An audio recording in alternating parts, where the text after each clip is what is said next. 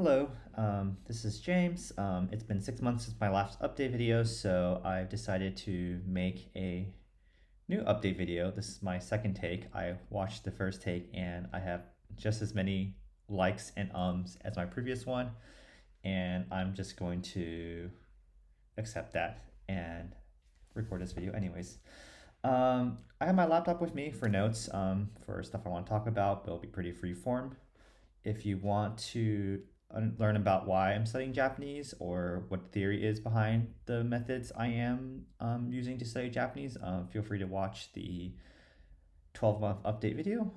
There are sections for that. So let's get started. Cool. Let's start with stats. So right now I have about 14,974 cards. That's about an extra 3,700 cards from my 12-month mark, and that is roughly about 20 new cards a day.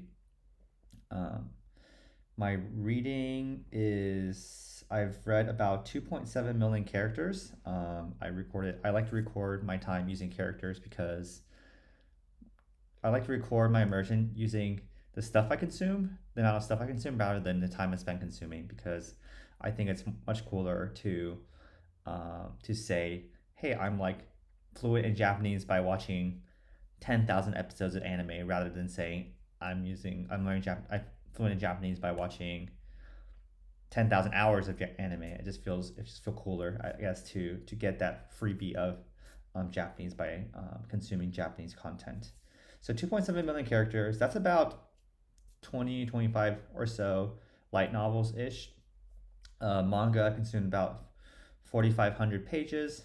Listening, I've done about 177 hours of listening. So listening is about 1 hour a day effectively. Reading, I've mostly been doing like 2 to 3 hours a day. So that's like overall like finger to the wind estimation. In terms of timeline, so we can start from the 12-month mark. So 12-month mark, I made my update video, and I remember during that update video I had made some estimations about like how I feel about my Japanese abilities, and I said like, oh, I'm probably an N2. I'm like probably pretty decent at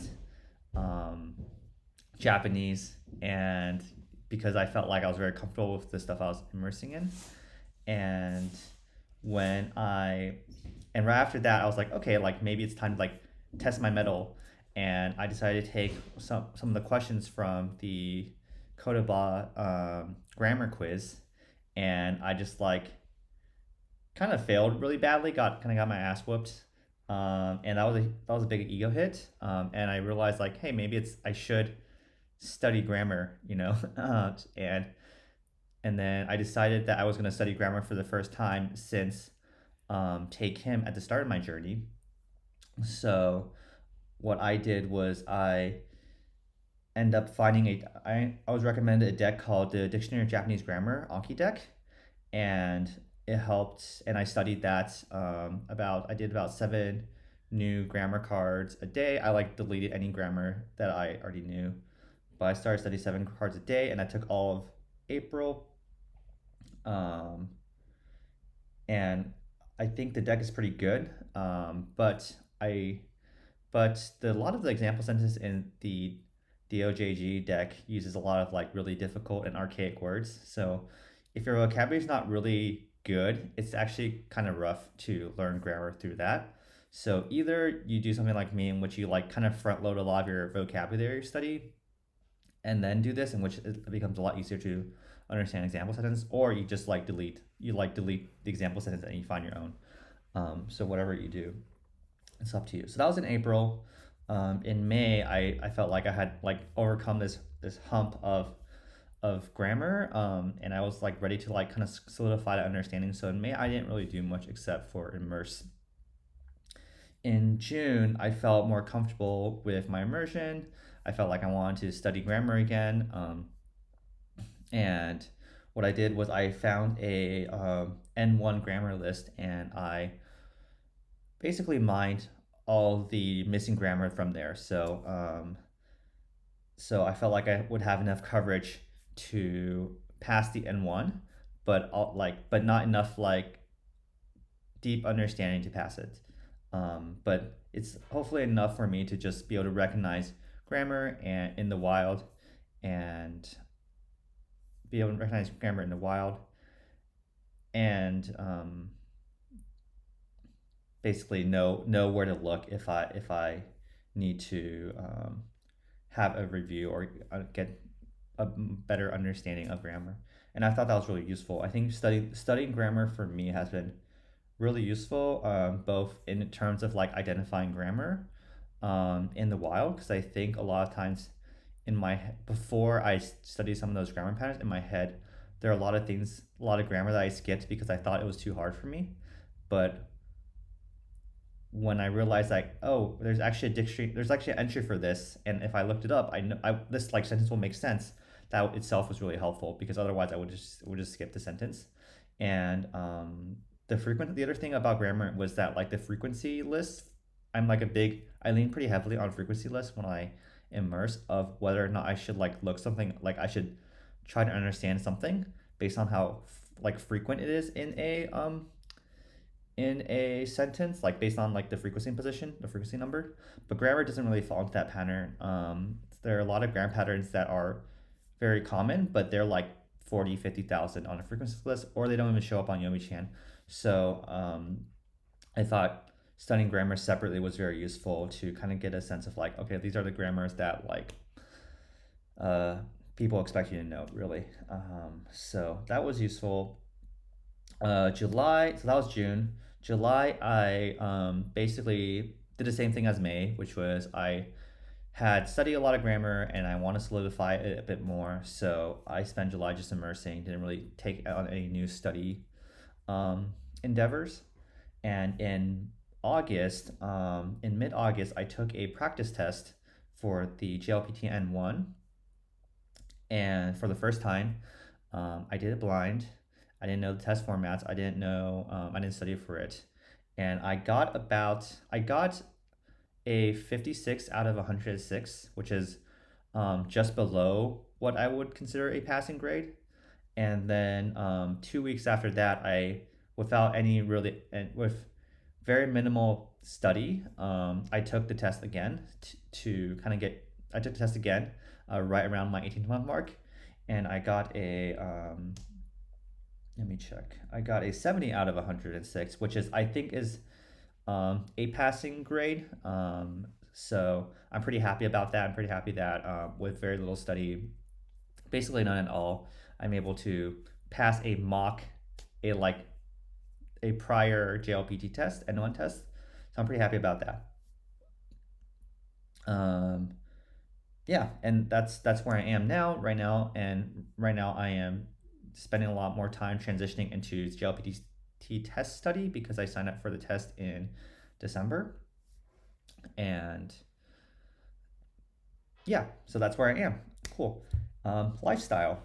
So my current immersion lifestyle is that I usually start my Japanese study right after work.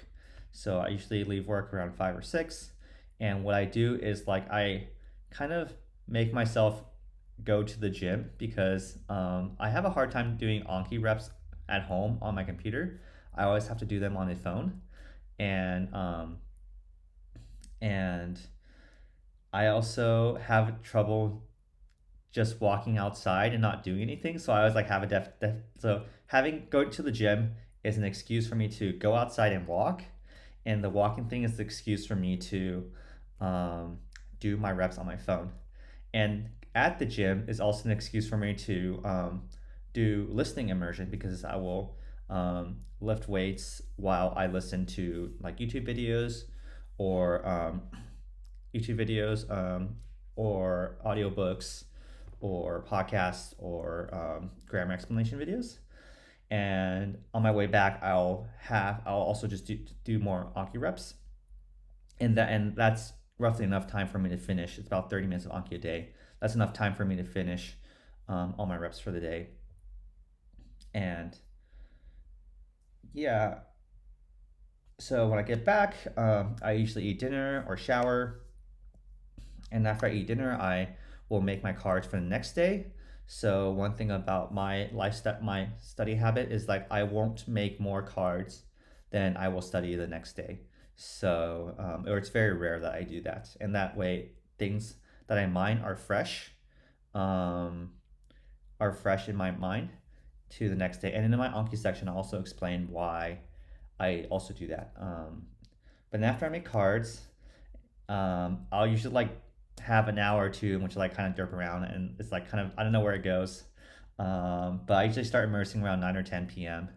and that's usually for like 2 to 3 hours or so until around midnight, and that's when I start getting ready for bed.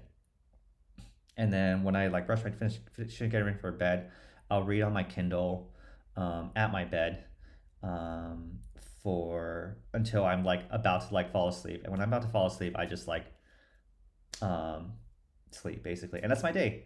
So yeah, and here's some notes. And with lifestyle of immersion, there's some notes I wrote.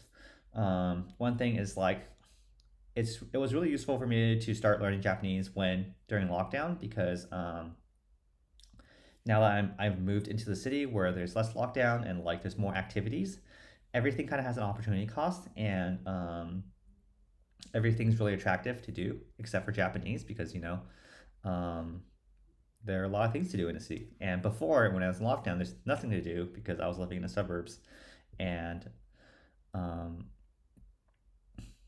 Japanese was just the thing you do. So having those alternatives really made it a bit tricky, and I have been immersing less in the past 3 to 6 months or so because partially because of that. The other thing about immersion during lockdown these days is I have a lot fewer social activities with my friends, and one nice thing about that is I don't have to. There's not a lot of like water cooler talk because you have friends, they have their own interests, and a lot of those interests are don't really align with you. So, for example, a lot of my friends like to watch other TV shows. They like to follow the news. They like to follow like sports. And before, I had this like social pressure to like follow those, even though I had no interest. And now I don't have to because I don't see them that often. So it's kind of nice that I don't feel that pressure, and I can just spend most of my time consuming Japanese content and not feel too bad about it. The other thing about immersing in Japanese is no one cares. I am consistently reminded that no one cares that you're learning Japanese. Have many experiences where I like try to dress it up of like, oh, I'm learning like a baby, or like I am learning by consuming content. I'm learning by being a weeb, and no one really cares. They kind of smile politely and say like, oh, that's cool. No one has been seriously excited by that idea, and I have a theory that like it just doesn't really connect to them emotionally, and they don't really see that you're good at Japanese because you understanding messages is not the same as you being able to speak to a real Japanese person. So until that day comes and you like order your food in Japanese, or like you am able to talk to someone in Japanese, no one's going to be impressed. No one really cares, and that is and one of the side effects of that is that since you spend so much time learning Japanese, like if no one cares that you're learning Japanese, you kind of become a fairly like one dimensional. You kind of become like not really interesting to people because you're like learning Japanese is what defines you, and if no one cares about what you find important or what you spend most of your time on, then people just think like, this guy, he's a guy. He has his own interests. No one really cares. So yeah, it's a pretty socially isolated experience to learn Japanese using immersion. And I would not recommend this to extroverts. I am an extrovert myself, and I definitely struggle. I definitely struggle with being consistent about learning Japanese because I have social needs and I want them, and it's hard to get them met when all you're doing is spending most of your time at home reading and watching anime. One thing that's really helped me with the social needs aspect and the community aspect of learning Japanese was being involved in the Discord servers. The one I'm most involved in is this one called TheMoeWay, and I think they're a bunch of really great people, really great community of like-minded folks. So they're really a lot of members are really good people, like in terms of their Japanese abilities and in terms of their character. So I'm able to have people to look up to and be like, wow, they're really good at Japanese, and they've done it using the same method that I'm kind of pursuing. And also, they're really very willing to help you if you get stuck on like, and you have questions, like want to ask for advice, whether that's Japanese Japanese stuff, or like immersion method stuff. So they're really helpful with that. And the other thing that's been really helpful joining the community is that there are a lot of clubs that specialize in different media, and it's been a way for me to expand my taste. That, for example, I wasn't really into visual novels before I joined these Discord servers, and now I've read quite a few. I think I've read like 15 or so, 15 to 20 ish range, and it's great. And same thing with manga. I never really read manga before. I probably read like 5 to 10 series now, and it's all thanks to the folks at TheMoeWay. So I really appreciate them. Um, yeah, cool. So that's lifestyle. Let's talk about some of the. I wrote like another hodgepodge of notes on called immersion observations. So we can chat about that. Um, so the first thing is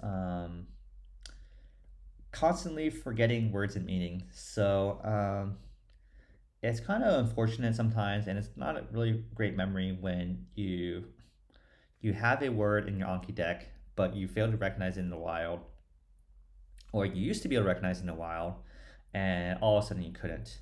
Or another case is that if I have an audio card for a word and I can't recognize in reading, and so those experiences suck. It just like every time it happens, you just like, ugh, like it hurts, and you kind of lose a little bit of confidence in your Japanese abilities, and that kind of sucks.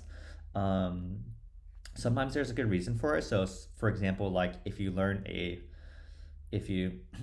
new word and then you become very familiar with it, but then you find another word that's very similar, and all of a sudden it starts interfering with your understanding of the previous word, or it interferes with or has like a different reading of the same kanji, and all of a sudden you like start forgetting and get it all jumbled, and that kind of sucks. And sometimes there's no good reason. I checked my Anki, like my retention for my card is not great, and I like to pretend that I like to pretend that that's because that I mine a lot of cards, because I probably do like 20, 30, I probably do 20 to 25 cards on average through my entire learning career. And but that is a good point, that I feel like I've kind of bitten off more than I can chew a lot of times when it comes to mining vocab. And I think if I were to do it again, I would probably spend less. I would probably emphasize a bit less on um, mining, like front loading vocab, because I think that's what I was doing. I was like, I'm gonna hit 10,000 before my 1 year mark.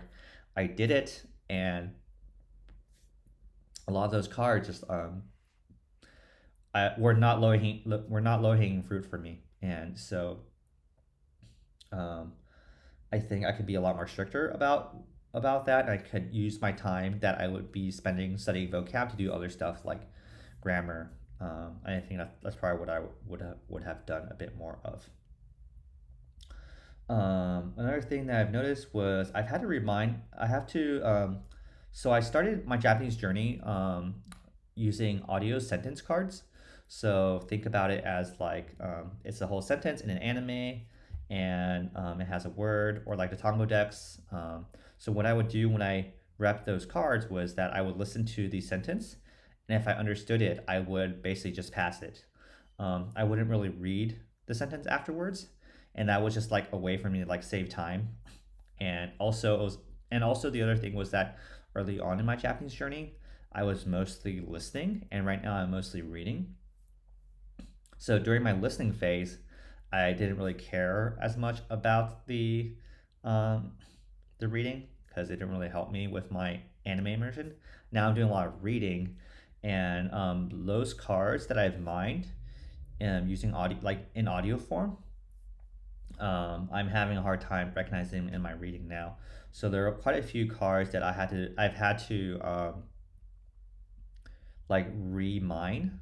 Um, in like I have a separate duplicate card in a reading form because I couldn't recognize the reading, and that kind of sucks. But I would say it's like maybe like guess like 10 to 20. It's probably like 10 to 20% of the audio cards I've made new cards for, so it's not terribly bad either. I wouldn't say like this is a complete failure to do that. I think it made sense at the right time.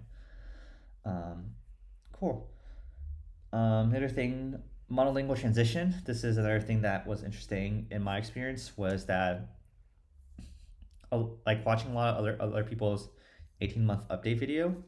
Um, I noticed that everyone almost everyone says like, yes, I don't read English definitions anymore, and I thought I was super cool and like I was kind of expecting the same thing, but unfortunately, I just never like left that habit. I don't know if it's as like I don't know if it's like a bad habit, like the same way like smoking is bad, but I'm pretty comfortable with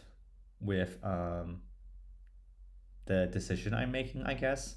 So what I do these days is that if I'm lazy, I'll just read the English definition to like get a broad sense, like a very generic sense of what a word means.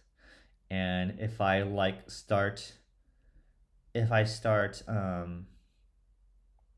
noticing, well, if I start caring about the usage or subtlety of a word, then I will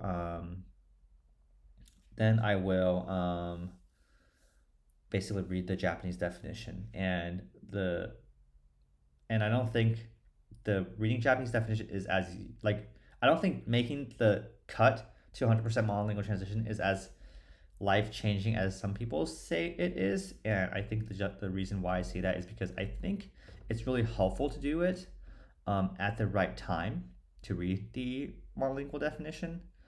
But I don't think it doesn't have to be the first definition you read. And I believe like most of the your acquisition of words will come from most of the acquisition of vocabulary will come from seeing that vocabulary in different contexts. And reading the monolingual definition will help you like kind of get a sense of like what that subtlety is. However, if you read like it doesn't matter if you read the English or the monolingual definition the first time because that subtlety you just probably won't remember that. And if you do, I mean, great, that's awesome. But for me, I just didn't really feel the need to read it because I'm lazy and it was good enough, and I was still acquiring vocabulary in the same like um, just as comfortably or well or whatever. So I didn't really fully make the transition. So, but yeah, that is that my Anki setup, and so as a data point for any other people who are interested in setting up Anki and talk through some of the reasons I made for certain things I do. So this is my current Anki setup. The decks that I review are Japanese listing and Japanese reading because since I usually do all my reps on my phone. I prefer I have two different like review modes in listening. In Japanese listening, I basically don't look at my screen. I just listen to the example sentence, and if I understand it, then I'll basically just pass it. In Japanese reading, I actually have to look at my phone, so that's why I keep them separate. In Japanese listening, I use audio sentence card. For Japanese reading, I use vocab cards. So, and I can give you a sense of what they look like. So Japanese listening. So these are from usually some stuff I mine from anime, and the card looks like this. In the front, it's just the audio. In the back, it has the sentence as well as the definition, and I have an English part that is for because I have English definitions. This is a bit old, and it has a picture. For my reading cards, I usually it's have the front is just the vocab, and in the back it has the audio, Japanese definition. I have an English definition button if I want to look at the English definition. And they're both the same card format. And usually I have a expression, meaning English, context. Usually this is for pictures. If I have it from anime. Usually for visual novels, I don't really keep track of the screenshots. Audio, this is usually from Forvo. Notes is the example sentence I usually use. So let me find one example sentence. So this is example sentence. It's encoded using the Migaku Japanese add-on. So it looks like this, and it looks kind of ugly, but it is what it is. And target, the target is for Morphman. I use Morphman these days to keep track of how many words I know, as well as labeling my cards to see if they are 1 target or 0 target sentence. The audio on front, what that does is it basically configures as a as a listing card or a reading card. So yeah, that is that. And let's look at the settings. So my reading and writing settings, reading and listening settings are approximately the same. For new steps, I do 115, 1,000, like basically 1 day. And what that means is I'll review it, and on the first day, I will review it for 2 minutes, and then 15 minutes. Then I'll review it the next day, basically. And I found that very useful because I feel like anything within a day, it's like pretty easy to just kind of store in long-term memory. Store in short-term memory, and just like be able to do it without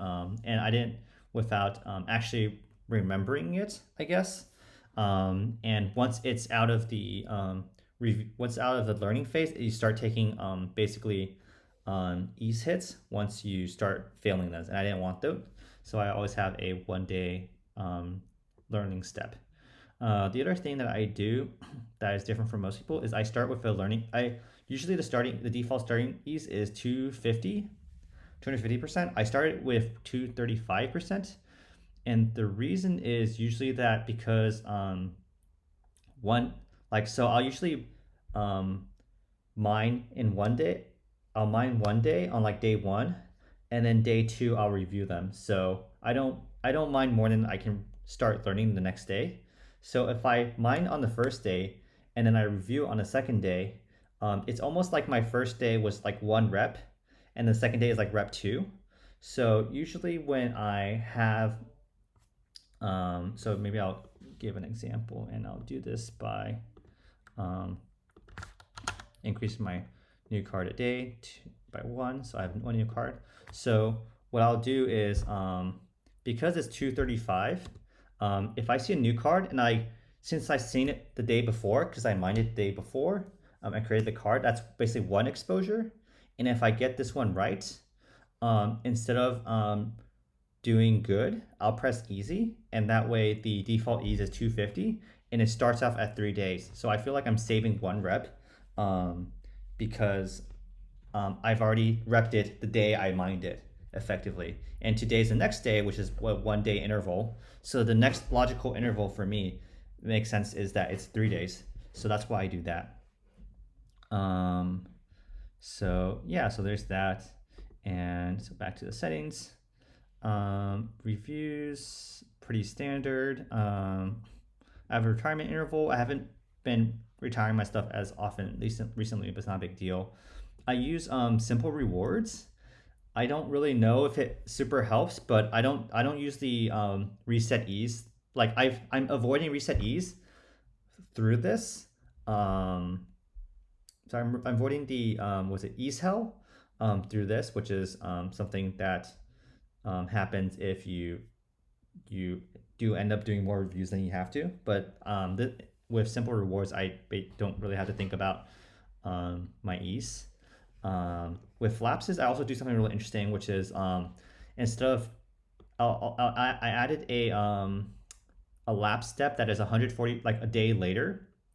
And similar to what I said about new cards, that it's really easy to get a card out of the learning phase get a new card out of the learning phase into the review phase, it's also really easy to just miss a lapse and just like short-term memory, remember that within the next like 20 minutes of when you see the card.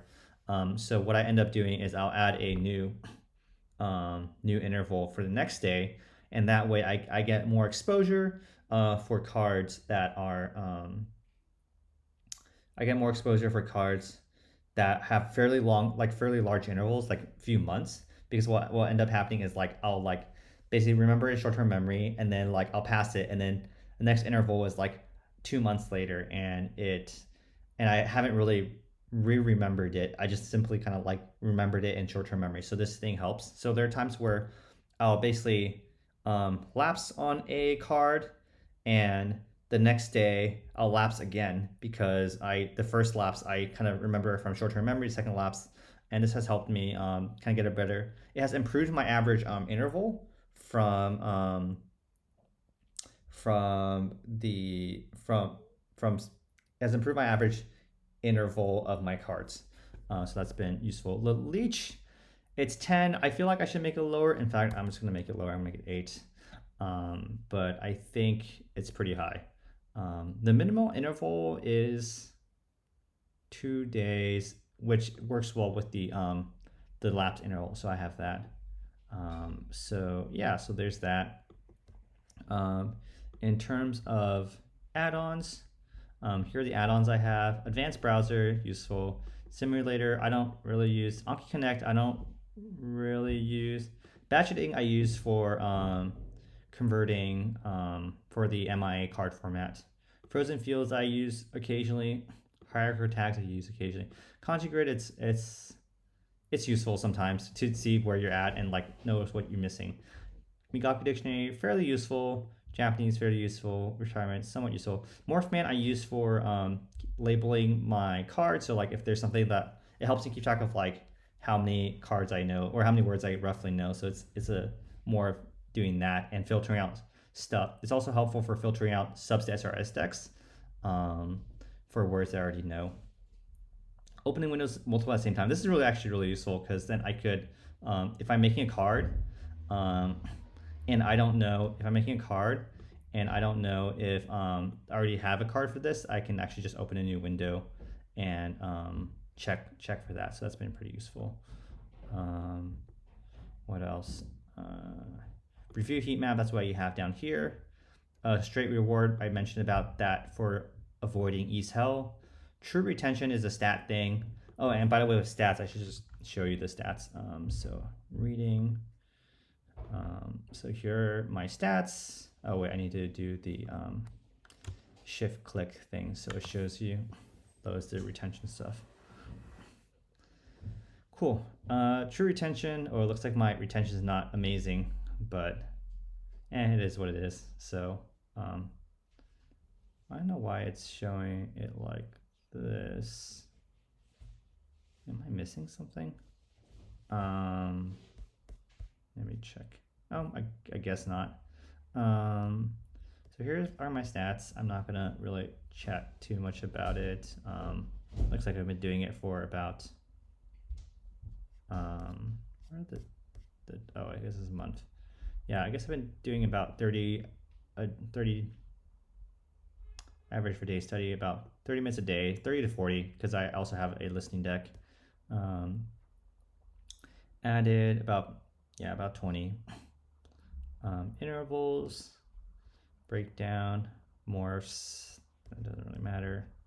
And yeah, so that's my reading deck. And let me check our listening deck. See what that's like. So listening, I haven't made many cards for listening in a while. So it is, these statistics may be skewed because I've mostly been making reading cards. I just find them a bit more helpful. Maybe because it's most of my immersion is reading, but this is what it looks like. Cool. I kind of want to chat about my current Japanese abilities or kind of how I feel about them. In general, I would say from between the 12-month mark, 18-month mark, the difference isn't really obvious. So my comfort level with what I'm reading has basically remained, feels like kind of the same. Like it feels slightly easier, but it's not markedly easier. And I think that has to do with the standard in which I hold myself to these days. I think that has changed. I think before I'm a lot more okay with ambiguity and missing stuff and like filling in the blanks. But now I feel a lot more strict if I do that, I guess. So I think that's the difference.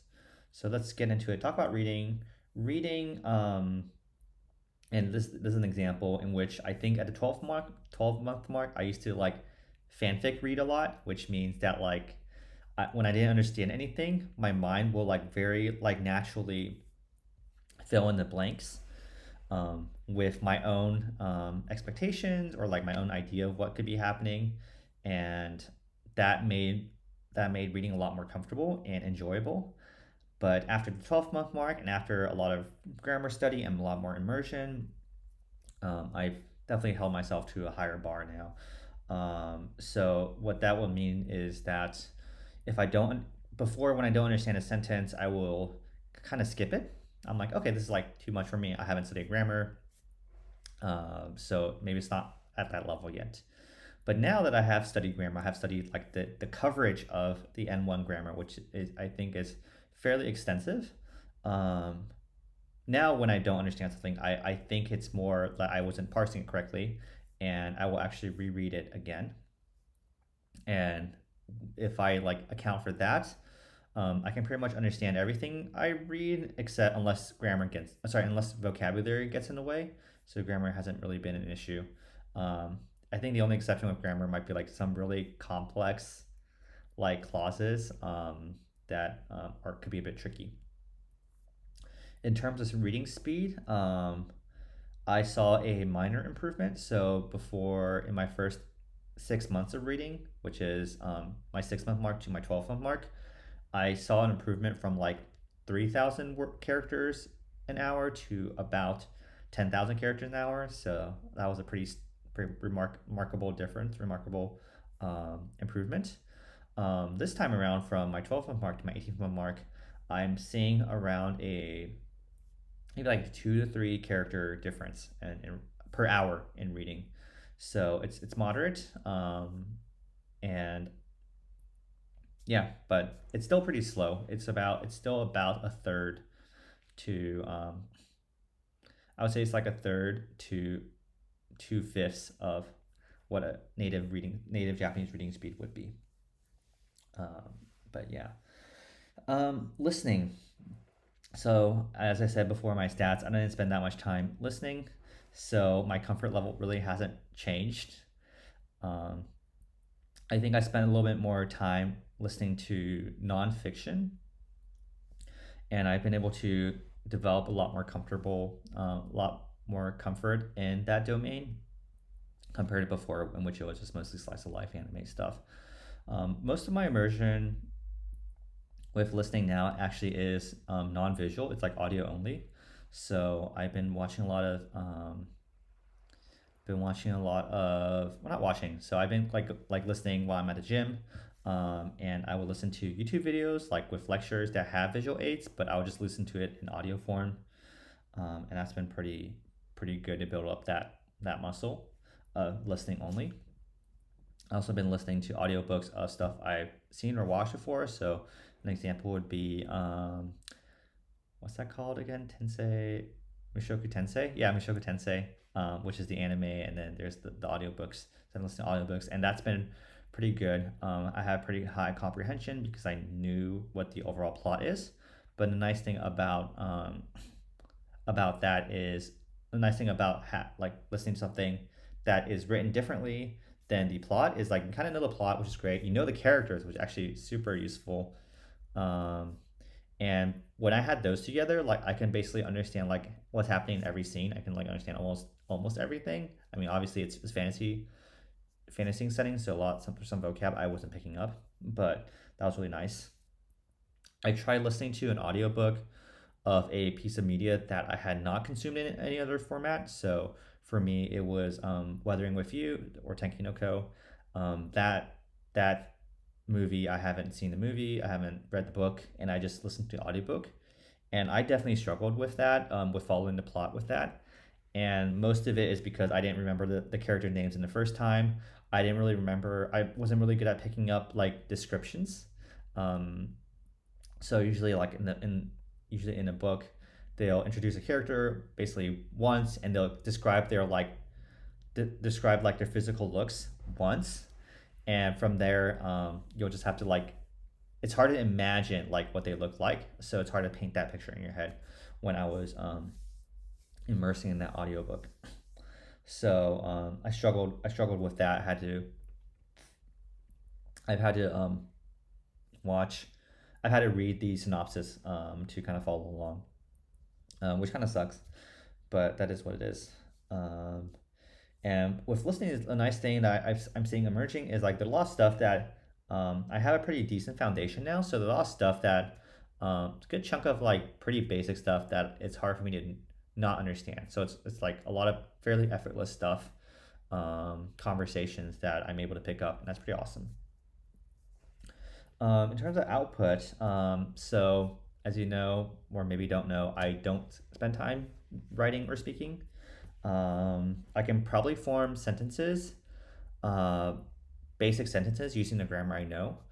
However, when I notice I'm like, when I do that, I'm noticing that I'm using a different part of my brain compared to the part of my brain that I use if I were to just say normal English sentences. So it's the part of my brain that says, there's this grammar pattern, and like, here's a blank for your clause one, here's a blank for clause two.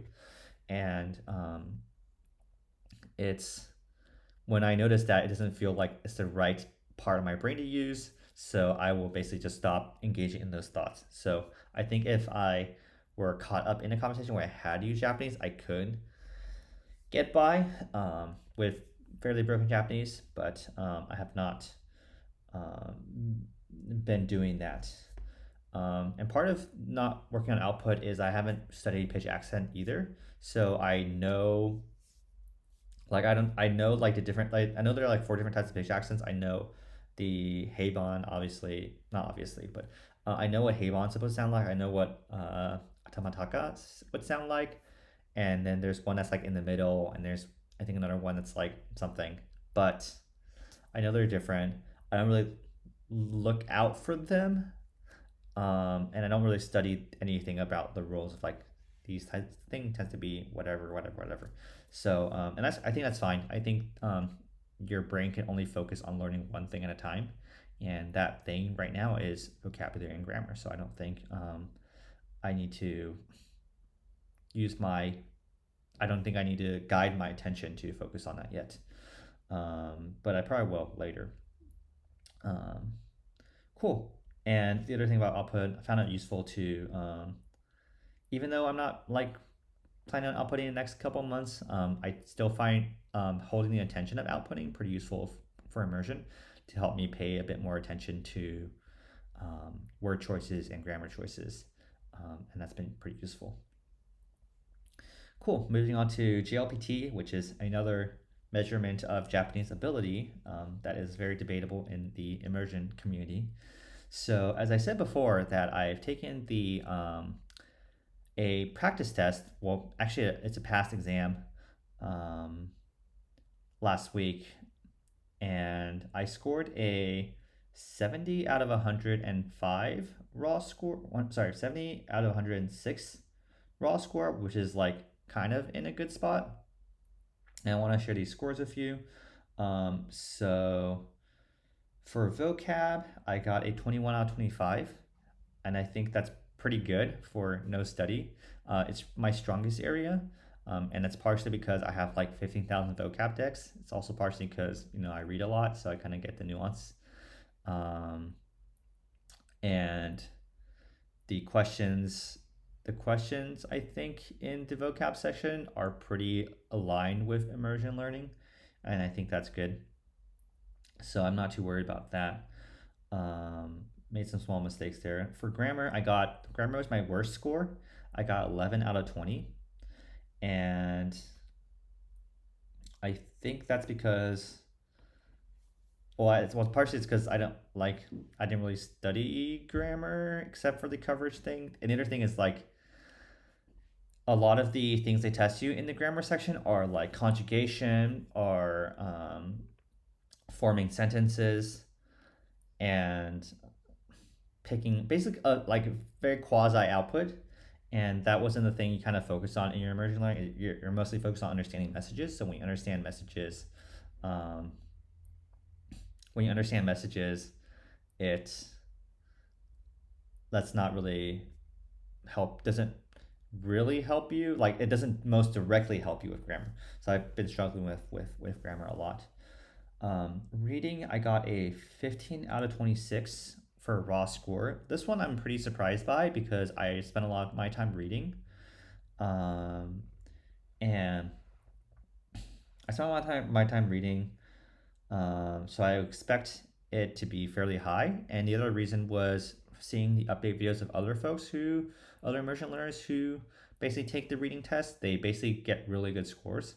So for me to not get a real good score was kind of disappointing. The reason why I kind of think it's not great is because I think a lot of the passages in the reading section are very expository and rhetorical, and also nonfiction. And a lot of the stuff I read these days are very action driven and very voice driven, like conversational driven. So there's not a strong alignment of the set of vocabulary, grammar, structure, and flow of things. And the other thing with reading is that when I was doing the reading section, I was noticing I had to I have to work my analytical mind really hard of like trying to grasp what the author is saying. Whereas when I'm reading like a visual novel, I'm mostly just like kind of like vibing, maybe like following the plot, but not saying like, oh, what is this author's like main point? What are they trying to communicate? So definitely feels different part of my brain, and partially, and also because I have to use my analytical brain. Endurance starts to become an issue because I'm reading like the JLPT test is 3 hours long, and if I'm using my analytical brain for 3 hours, by the time I'm like reading for a whole hour using my like trying to figure out these things, it's pretty tiring. And I noticed this endurance issue because a lot of the reading questions, once if I were to when I like finish the test and I like review the answers, it's like when I review the answers the next day with a fresh brain, and if I just reread the passage, it like makes sense all of a sudden. So a lot of the questions I'm just able to answer by rereading it, like with a fresh brain. So endurance is definitely an issue. For listening is so-so. I got a 23 out of 37. Um, I think I missed some words, but I think some of the questions. I think listening is one of the most like JLPT specific. It's a section I think you can most easily game by knowing the format of the JLPT, because I think the format is very strict, and the techniques they use to trick people is very precise. So I think if I can study those tactics, I think that would moderately improve my score, and the other half of that gap would probably be just do more listening and do more practice. Um, yeah, cool. I wrote a section that says, should you study for the JLPT? Personally, so it's a pretty hot debate that whether or not people should study for it. My take is that usually the more you study for something, the less useful it becomes, the less useful it is as a measure of your Japanese abilities. And I kind of believe that. Um, However, I think what the JLPT is useful for, at least for me, is that one, it kind of pegs you down a notch. It kind of tells you like, hey, like even though you can understand most of the things you read, there are other domains of Japanese that you may not be familiar with. And like, they're like this is like kind of some of it is like quasi output, and it's a bit trickier. than you think it is. So I think the ego hit was a huge boon. Um, and then the other thing I think is kind of useful. It's a forcing function to learn more grammar, and I think this is not something immersion learners tend to spend a lot of time on, because the if you understand the gist of things, like you're happy, right? Like you can understand the message. If you know there is a person and a guitar in a room, you probably know how the scene's gonna be, right? Like it's probably a person playing the guitar, right? You probably don't care what the particles are. You probably don't care like which variant of the same grammar they're using, because you're kind of filling in the blanks. And I think and when you feel like your grammar is not up to par, you'll start to pay a bit more attention of like, oh, why did this person, or why did this author use this grammar pattern versus this other one? Why is this particle important? How does that improve, or how does that change the nuance, or change the entire story of, or entire sentence of what it's saying? So I think one embarrassing experience I've had is I think it took me a way longer than I want to admit to really to understand the passive form, or like to really like fully like read the passive form and like understand what it's saying, because I would just assume, and the passive form being like the rather basically um, forms. And I think I was able to get away with it for so long was because you kind of knew like who is the object and what is happening when a verb, like if someone's is hit, and you're reading a story, you probably know who's getting hit. So you don't really care, like you don't really need to read that you don't really read the conjugation to know what's happening in the story.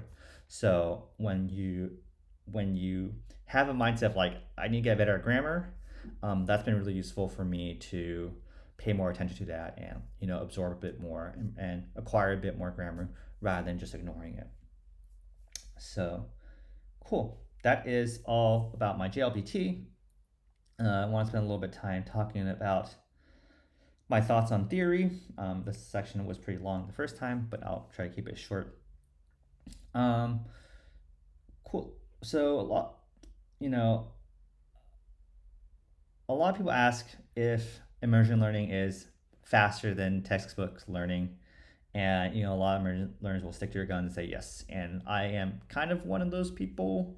Um, but I think the time you save, I guess my claim is that the time you save from immersion learning um, really comes from two things. It's one, like not working on output early because it's not super useful. And two is like not doing drills and workbooks, and it's more consuming your content, right? Like that's like all the time you want, like most of the time you spend grinding Japanese, like you don't have to do that. You can just basically consume the content you want, and try to understand the messages there, and that will get you a really long way to being better at Japanese, although it might not be in the order that you want to. Um, the other thing about theory was on on outputs. So one thing that was really kind of insecurity for me was that it's 18 months, and I see a lot of 18-month video update videos from other immersion learners, and usually when they update their 18-month video, they also upload a video of them speaking Japanese for the first time. And when my 18-month was arriving, I felt really insecure because I did not feel like I was ready um, to output, and I was not getting those experiences people were talking about oh, sentences naturally flow and like come out of my mouth. That was not happening with me, and that's kind of shitty, I guess. So just like my 12-month video, I'm still not a true believer that you have to be that just by immersing you can eventually develop the ability to speak. I think there might be some activation energy, and the debate is not around whether it will happen or not. I think a lot of the debate these days has shifted around like what is more efficient and more effective time wise. Is it to continue to immerse until that happens, or are there or is there stuff that you can do to help accelerate that process, like whether that's shadowing early or shadowing early or learning about pitch accents in a way that isn't detrimental to your end goal, which is a lot of people who claim that early output will cause bad accents or unnatural speech. So that debate is not fully settled in my head. I'm not quite sure what I'll do, but at the very least, I haven't. So for what it's worth, I don't understand 100% what I'm immersing in. And from the Refold guide, they mentioned that you shouldn't really try to do any output until you reach a level 5 comprehension. Um, and I'm not quite sure I'm there. So by that standard, like I'm not ready yet. By Refold standard, I'm not ready yet. So I'm happy to just wait a bit more to see where it goes. Um, but yeah, so that's that. The other thing about theory, um, there's an interesting thing I always like. It's a interesting concept I have to kind of wrestle with a lot in my immersion, which is it's a kind of like a balancing act of trying to craft your immersion experience to be to balance. It's a balancing act between trying to make your immersion enjoyable and trying to make it like effective for language learning. So I think when you first start out, you're very much focused on trying to make immersion enjoyable because a lot of times you don't understand things. A lot of times, you basically just don't understand things, and because of that, things suck. You feel like you're white noising. You feel like you're not really paying attention, and a lot of the early efforts has been to make that enjoyable. Whether that's like reading the synopsis, consuming stuff you already seen before, or like a lot of visual aids, or like Yomi Chan, or like language learning tools that has been helpful. And that's great. But in the past 6 months, sometimes I hit the opposite problem, which like sometimes a piece of media feels almost too easy because I feel like I understand everything. Uh, and when that happens, what I've had to do is like I've had to like peel back some of the like patches I've made to improve my comprehension. So some examples would be like I might do a lot of fanfic, like I might like fill in a lot of blanks in my head about what's happening to improve my um, subjective comprehensibility to make it enjoyable.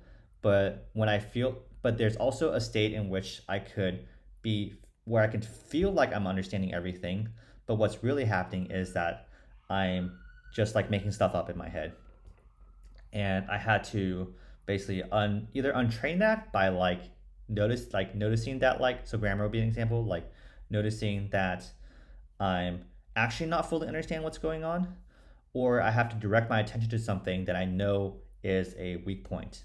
So now and I say now it's a balancing act on the opposite direction where things are too easy, and you kind of want to adjust. You kind of want to do stuff to adjust to make it a bit harder. And I think for me, a lot of that has been like undoing the like scaffolding that I have in my brain to make content more enjoyable.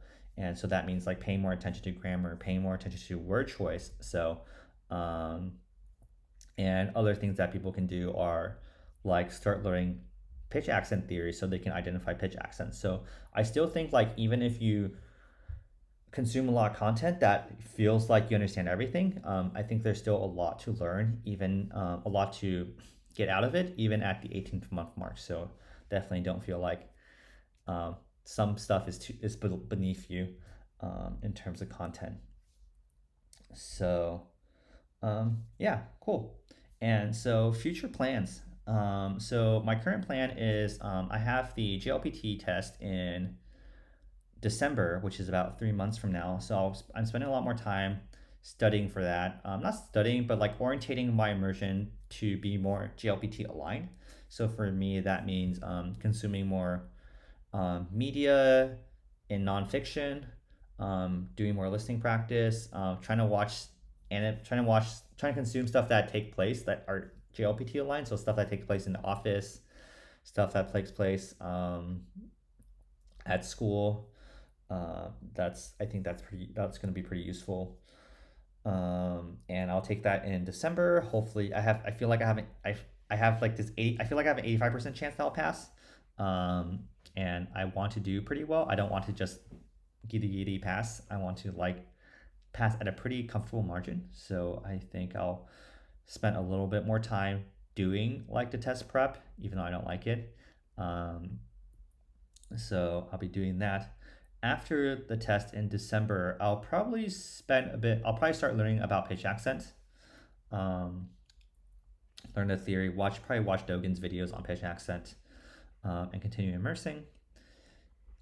When the JLPT results come out, that will probably be around my 2 year mark. So I'll probably make an update video for that, as well as show my results. And I think at that point, I'll probably start looking for opportunities to practice outputting, whether that's shadowing or like going to language exchange or getting on talk teacher. I'm not quite sure yet, but I'll be looking out for that. Cool. That is my video. That is the end. So one thing I want to do with this video is from my last video, a lot of you asked questions in the comment section and I've been answering them, or most of them.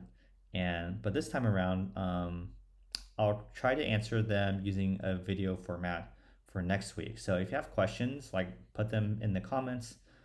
I'm happy to answer. I'll probably make another video, or you can ping me, and I'll upload another video next time to basically like free form talk about what my thoughts are. So if you have any questions, feel free to put that down there. Yeah. Bye.